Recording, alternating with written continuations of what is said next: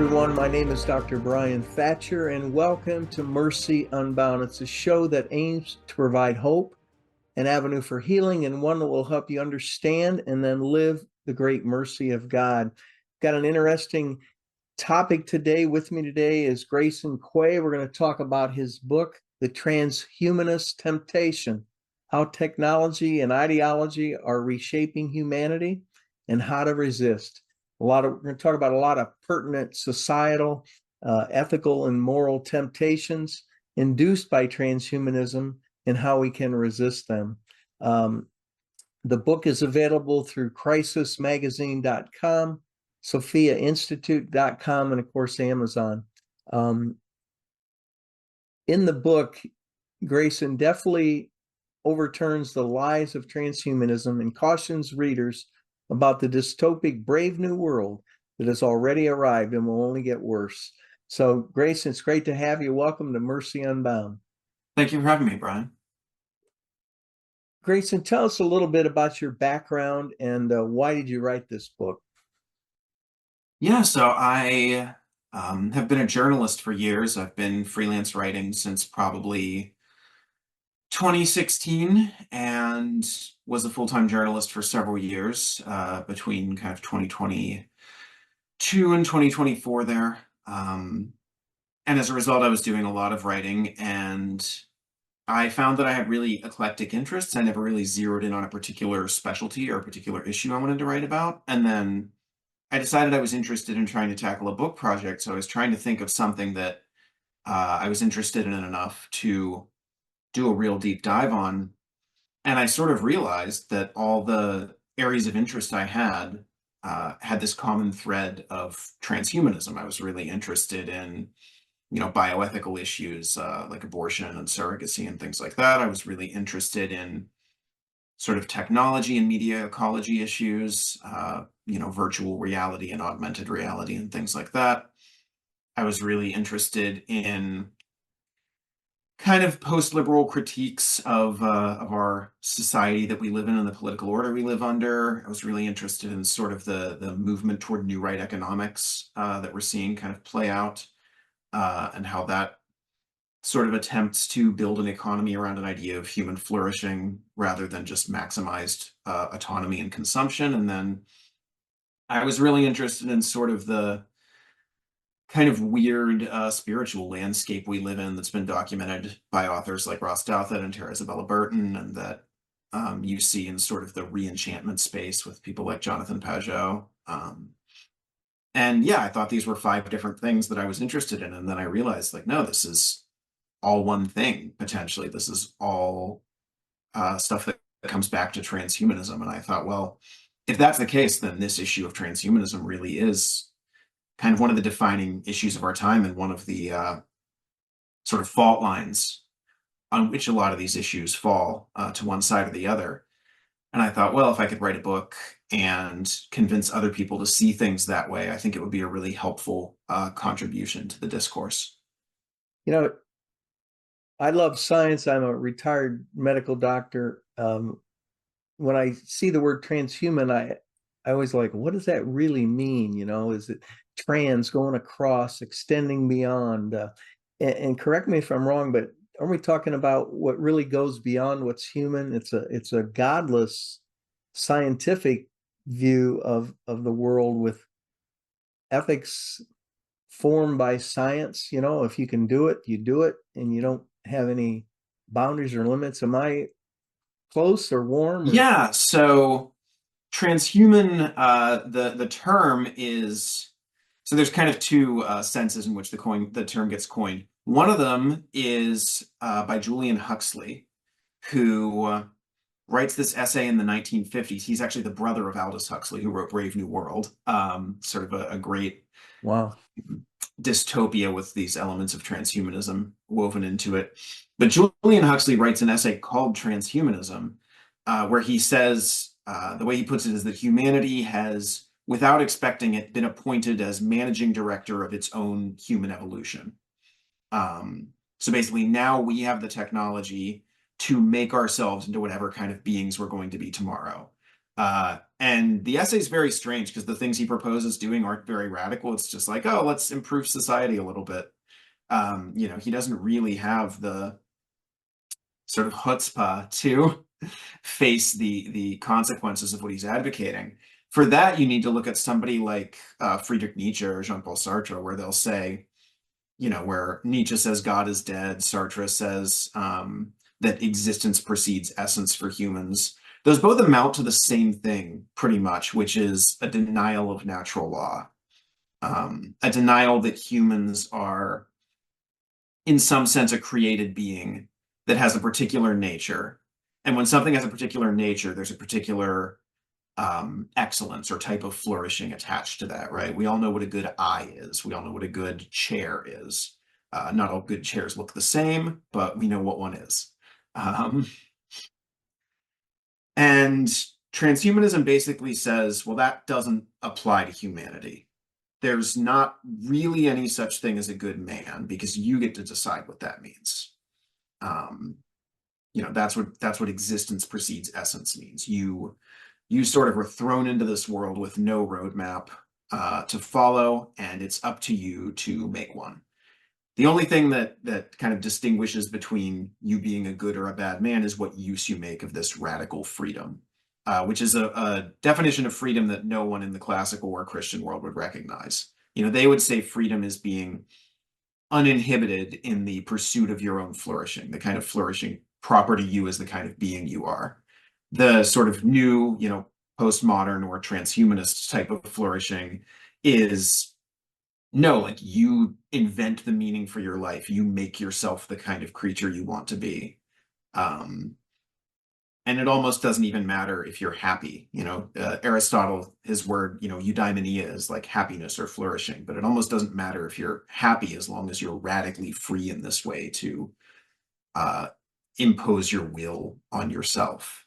So my original title for the book was actually The Serpent's Promise, because you can go down a ton of rabbit holes trying to trace transhumanism back to whoever, was it David Hume? Was it the nominalist side in the medieval controversy there? Was it the Renaissance humanist? Who was it? And, I think that you could do that all day, and I think it would be fruitful. I don't do a ton of it in the book just because it would have really ballooned out of all proportion to the rest of the book. But I think the real inventor of transhumanism is Lucifer. When he says in the garden, you'll be like gods. Because there's an element of truth to that, right? The promise God makes to us is that we will be partakers of the divine nature, as St. Peter says in one of his epistles. Call it theosis is the term for it in Greek, right? So the intention was always for us to be as gods in some sense. What Satan offered to Adam and Eve was you can have that on your own terms and on your own timeline, instead of apart from a relationship with God as your Lord and Creator. And that's where things really went off the rails. Yeah. Now let's go back 60 years or so. Contraception, humana vitae. Let's talk a little bit about the contraceptive pill. You made a statement in the book that I never thought of that way, but you said they were trying to fix something that wasn't broken and just redoing the body to satisfy their needs. Walk us through the problems with contraception. Yeah, so I got this idea from Mary Harrington, actually, who wrote this great book called Feminism Against Progress that I'd highly recommend. You should buy it. You should all buy it after you buy my book. But yeah, the birth control pill is in some ways kind of the first transhumanist medical innovation, because it breaks something that isn't broken, or fixes something that isn't broken, I guess. It takes a woman's sort of normal menstrual cycle and interrupts it by fooling her body into thinking that she's already pregnant. Right? This is a departure from what the purpose of medicine used to be, and I think ought to be. So medicine used to be teleological, by which I mean, telos is Greek for end, or goal, right? So the telos of an acorn is to become a tree. So for humans, we have a particular nature, just like the acorn does, and that orients us toward a type of flourishing that's proper to us. The goal of medicine should be to restore you to that type of flourishing. So if something is broken, you should fix it. If my arm is broken, you should put it in a cast until it heals back to the way it's supposed to be. You as a physician should probably, if I come to you and say, hey, my arm is causing me distress, and you look at my arm and it's perfectly healthy, it would be wrong for you to cut it off. That would be actually doing harm to me. It would be taking the normal functions of the body and disrupting them in accordance with the patient's will. So you can see here how we've replaced an idea of nature or natural law with just pure will, pure desire. And that's a really key element of transhumanism. And I think that, the birth control pill was a really early example of that. And I think it really does make you into sort of in a small way, and well, maybe not even a small way. Sexuality is a huge part of human life, but it makes you into a different type of being in some way. It completely changes the calculus around how people approach relationships and how they approach dating and sex and marriage and all these other things. Suddenly your mother and grandmother's advice just doesn't mean anything to you anymore, because you live in a completely different world. You've made yourself a different kind of being through this technology. I want to get into a little bit on abortion, IVF, surrogacy, but in all this, isn't it their attitude is, well, the end always justifies the means? Mhm. But then, whoa, let's think this through. We got some bad means here. Mhm. Isn't that accurate to say? Yeah, I would say so. Again, yeah, it's this focus on desire or on will, right? That if you want to, for example, engage in IVF, kind of the argument you always hear is just that, like, oh, well, we really wanted a child. Um, and the question is, well, does that justify this procedure, which, you know, in almost all cases creates more embryos than can be used, and then these embryos, which are, members of the human species with a unique genetic code, uh, who in, the proper environment would, and left to their own devices, would develop into full-term babies. That these embryos are instead frozen or discarded or used for medical research and vivisected. So this is, yeah, this is really a question of the ends justifying the means. And, in many cases, people convince themselves that the ends justify the means just because it's something they really want, and because in many cases the people suffering, these embryos, can't assert their will over against that of the people, victimizing or discarding them in some way. It's always amazed me. One of my favorite courses in medical school was embryology. I just loved to learn about the developing baby. And, I just like, if people would just think like, what is this? Is it a human? Well, of course it's human. It's not a frog or a dog or a sheep.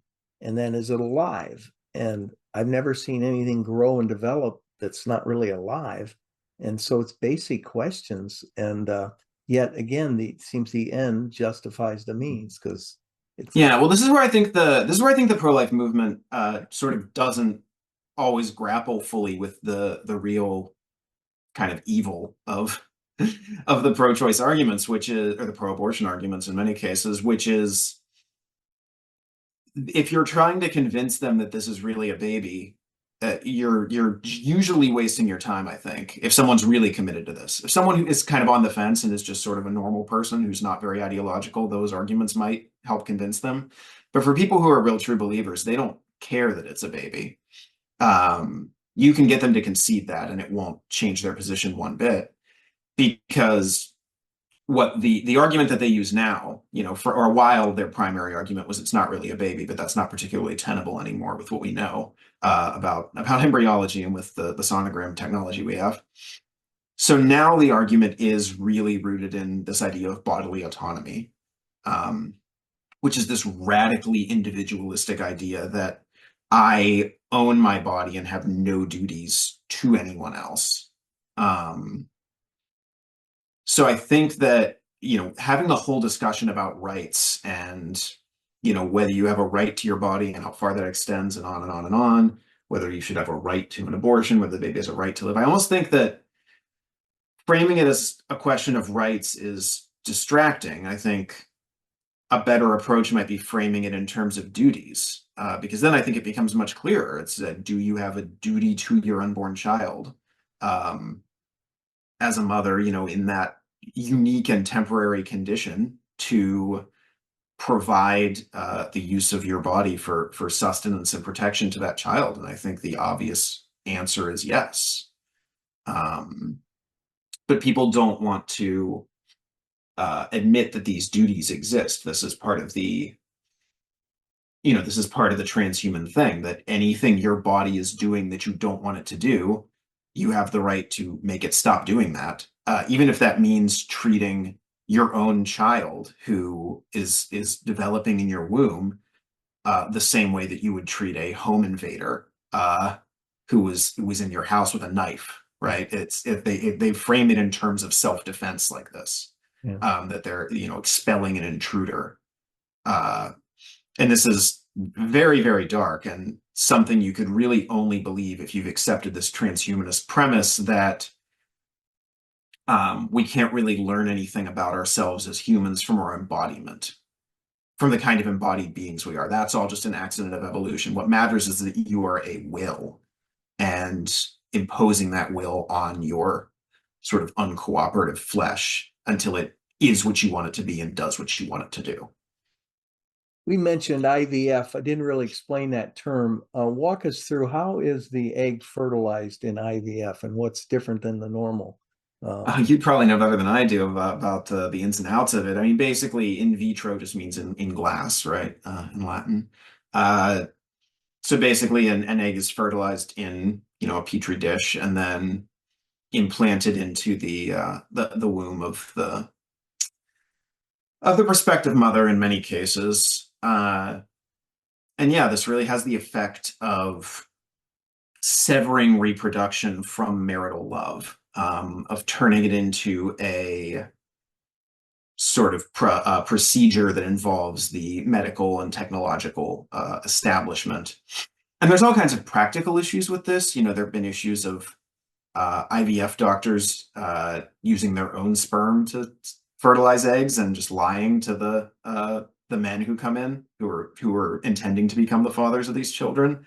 There have been legal issues and divorces and things like that. There's actually a court case where a judge argued that a judge cited slavery as a precedent, where a couple were getting divorced and it was a question of how they would divide the extra embryos that they'd frozen.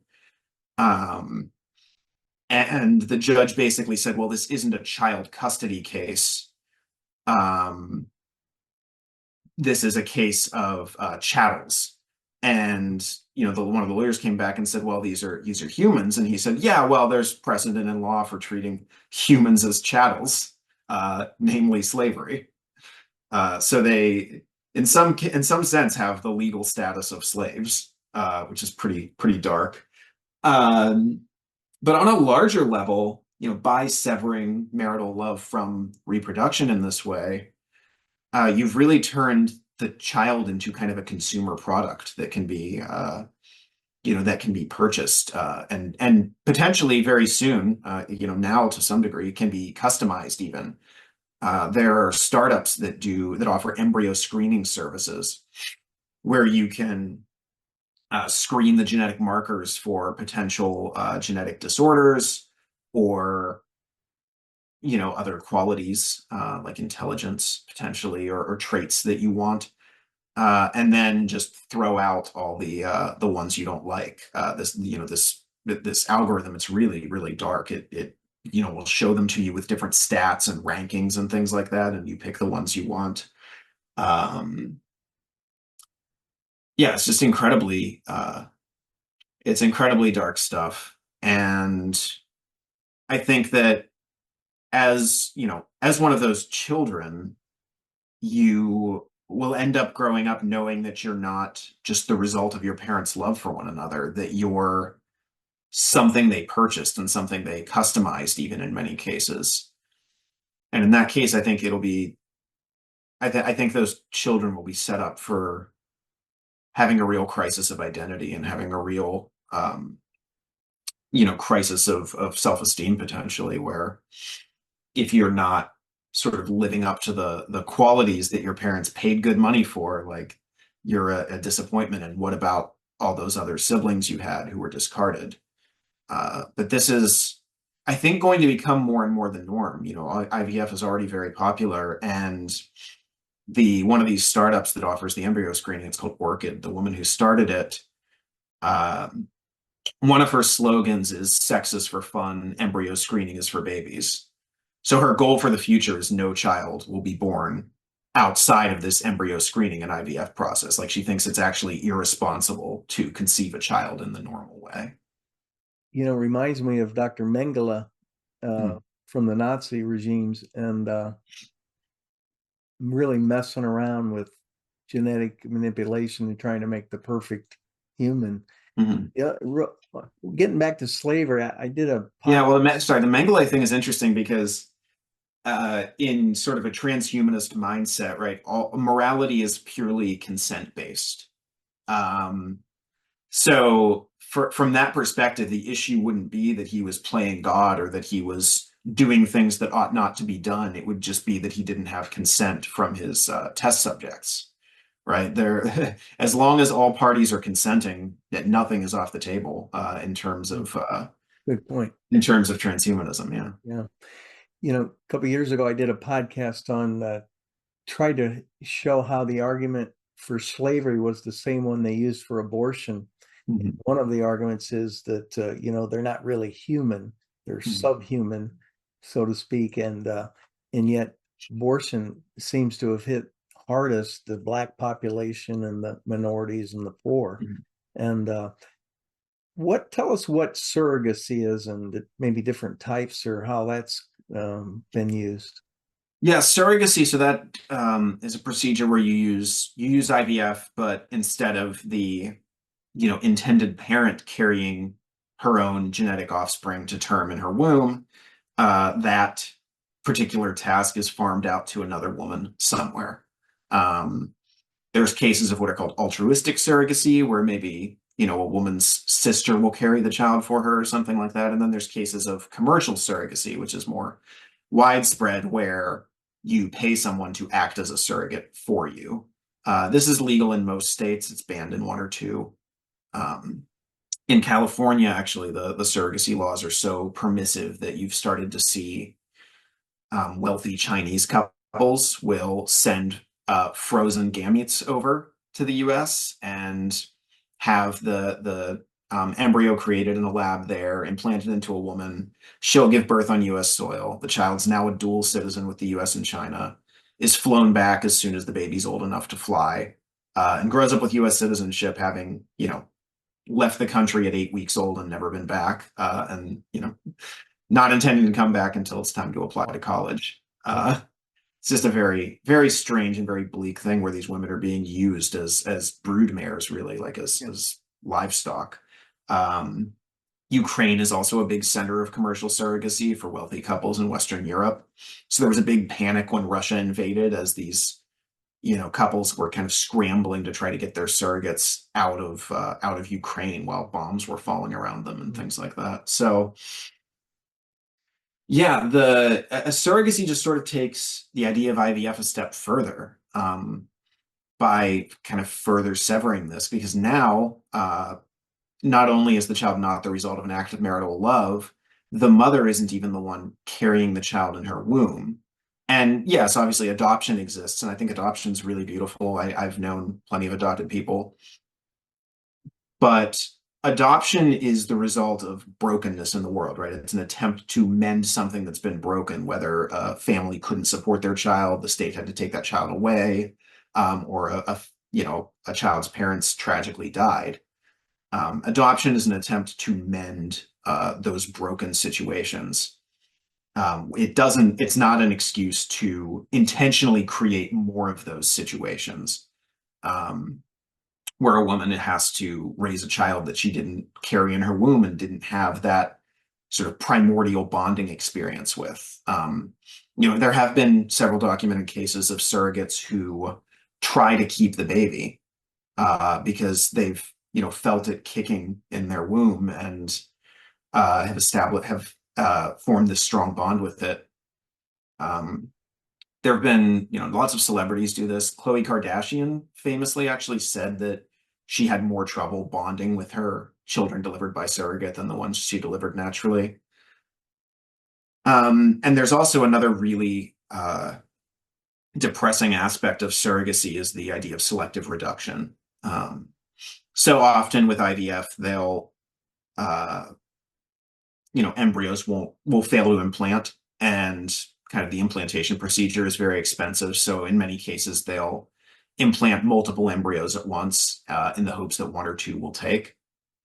And many surrogacy contracts actually have a provision written into them that says, if we implant 5 embryos and 3 of them take, we only want 2 kids, so you have to abort one of them. Now, you can't force your surrogate to get an abortion, right? It's still my body, my choice, but you can, you don't have to take that child. Like if she insists on carrying it to term, um, she, has to adopt. The child could be put up for adoption or something like that. And if you could also be found in breach of contract if you refuse to go through the selective reduction and lose out on your fee as a surrogate. So there's all kinds of crazy issues with that. One of which is it just really sort of exacerbates inequality, where rich women don't have to go through pregnancy and childbirth, and poor women shoulder that for them. Right? It's sort of transhumanism for the upper crust of society at the expense of sort of a brutal exploitative use of people on the lower rungs of society.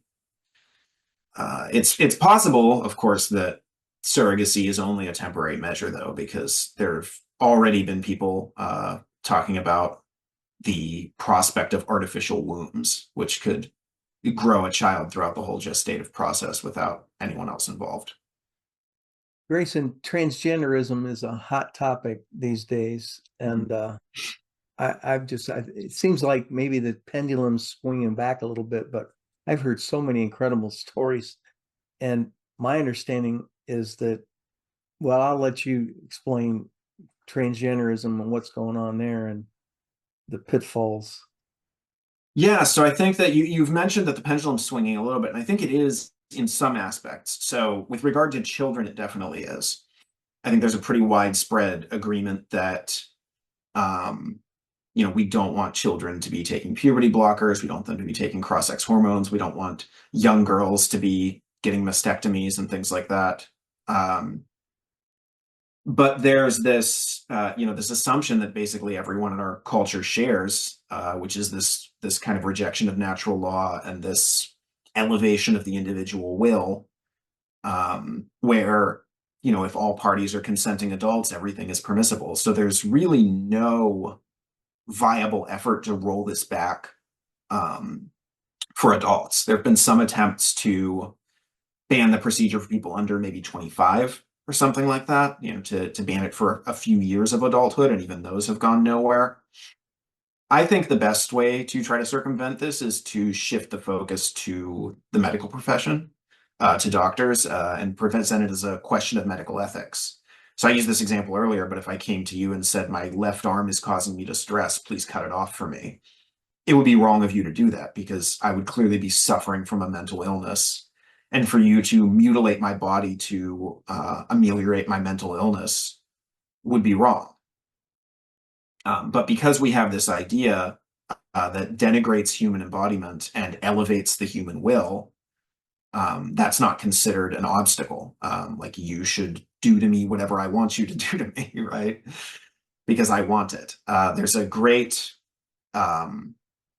there's a great essay by, I say great, it's horrible, but there's a great essay by this writer named Andrea Long Chu, who's a male to female transgender, who wrote this, has written a couple really insane articles, one of which is that um, it's something like if puberty blockers are too extreme for children, then puberty is too.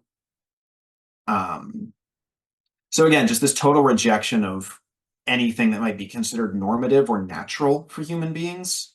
Um, this idea that going through puberty or not going through puberty are just kind of equally valid options, right? If you're an acorn, right, you can grow into an oak tree or you can grow into a blueberry bush, right?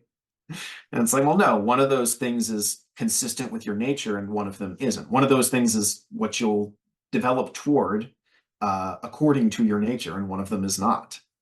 But for them, those aren't meaningful distinctions. And then Chu also wrote an essay called My New Vagina Won't Make Me Happy," where Chu actually admits, like, as I've gone further down my transition, I've become more depressed and more likely to take my own life. But that doesn't mean I should be stopped from getting these procedures because I want them. Yeah. And if and he actually has this insane line that, like, desire and happiness are separate things, are separate questions, are kind of detached from one another. And I thought that's it. That's the perfect definition, that desire and happiness, desire and eudaimonia, as Aristotle would say, are separate from one another. And someone pointed out to me that is also the perfect description of hell,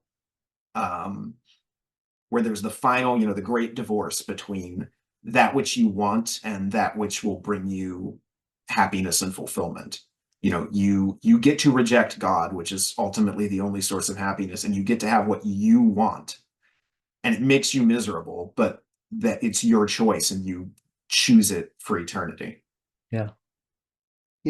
As a physician, of course, the Hippocratic Oath and things in euthanasia just continues to grow and grow, and it's happening today in many hospitals, even withholding treatment.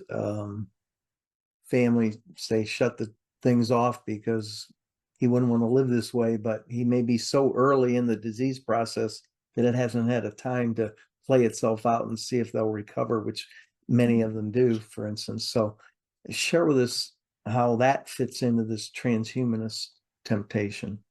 Yeah, so the main issue is kind of physician assisted suicide. Excuse me. There's kind of there's a stigma against involuntary euthanasia, stemming in many ways from the legacy of Nazi Germany. But there's a real move toward more and more physician-assisted suicide, where you can go and request that a doctor kill you, and you can already see it starting to spiral out of control. In Canada, there have been examples of veterans with PTSD who've been, have not brought the subject up themselves. Doctors have unprompted mentioned to them, like, oh, you could just get MAID, MAID, medical assistance in dying. Which shows kind of one of the broader themes of my book, which is that transhumanism gives society permission to become more inhumane. Now, what I mean by that is that when human nature is a constant, society can only become so inhumane before it collapses or people revolt, right? There's only so much you can do. But if you can cut people to fit social institutions instead of cutting those social institutions to fit people, now the sky's the limit. You can make society as inhumane as you want, and you can just alter people's neurochemistry with antidepressants, for example. Or, in this case, you can send people off to war, and then instead of dealing with the mental health issues that this inevitably causes, you can simply usher them off stage to take their own lives and not cause any issues to your society and not be a drain on resources. You've seen this more and more, applied to people with mental illnesses in general, to people who have chronic diseases that they're able to live with, but that are very costly. And so they choose to end their lives rather than impose those financial costs on their family. So it's really, wounded veterans, the poor, the sick. It's really coming after the mentally ill. It's really coming after the most vulnerable people in society. And they have this fig leaf, right, of consent. Everything that's consensual must be okay. But what they lose track of is that if you have a real idea of human dignity and of human flourishing, consent is beside the point in this case, right? It would be wrong for you to kill an innocent person, even if they ask you to do it. People, we've been discussing Grayson Quay's book, The Transhumanist Temptation, How Technology and Ideology Are Reshaping Humanity and How to Resist. You've mentioned Satanism a few times, and it seems like that's another fad, so to speak, or things are going, I can do, Church of Satan, all around. It's a strange world we live in. Any closing thoughts for our viewers before we wrap up today's show? Yeah. So the interesting thing is there's different sects of Satanism, right? There's theistic Satanists who literally believe Satan is a spiritual being and worship him. But the more common one, this would be the Satanic Temple. They believe in Satan as a metaphor for individual liberation and defiance of authority, especially religious authority, and of kind of radical self-determination. They have a creed that talks about bodily autonomy, and they actually opened their own abortion clinic at one point to try to get around an abortion ban by claiming it was a religious ritual, which is kind of a nice mask off moment that, like, abortion is satanic human sacrifice, and it's not the Christians saying it, it's the Satanists saying that. But I think that this ties back to what I said about my original title, The Serpent's Promise, that this promises that you can set the terms of your own flourishing, that you can establish your own telos, that you can be your own God. This is what Satan offers. And frankly, I don't think he cares if you believe in him literally or not. He doesn't want your worship as much as he wants your soul, as much as he wants you destroyed. And this is what puts you on the path to that destruction. So I think Satanism is really, compatible with transhumanism in this way. And I actually quote an essay by a writer in my book who makes this exact same point, that, it's, very pro-science. It's very progressive in its kind of political views. It's very individualistic, very focused on consent and autonomy. This is what Satan promises you, and this is what transhumanism promises you. Well, Grayson, I really appreciate you joining me today for Mercy Unbound. You did a great job on your book, The Transhumanist Temptation, available at crisismagazine.com, sophiainstitute.com.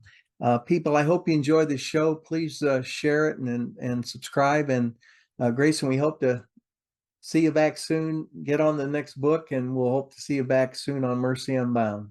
Thank you for having me. Thank you. Please subscribe to our YouTube channel for the video portion. The podcast can be heard at anchor.fm/drbryan, Bryan Thatcher, Thatcher, and on all the major podcast forums. I would love to speak at your church or conference, and please consider supporting our efforts to spread the truth to a hurting world. Thank you again. And for more information, go to the website at drbryanthatcher.com.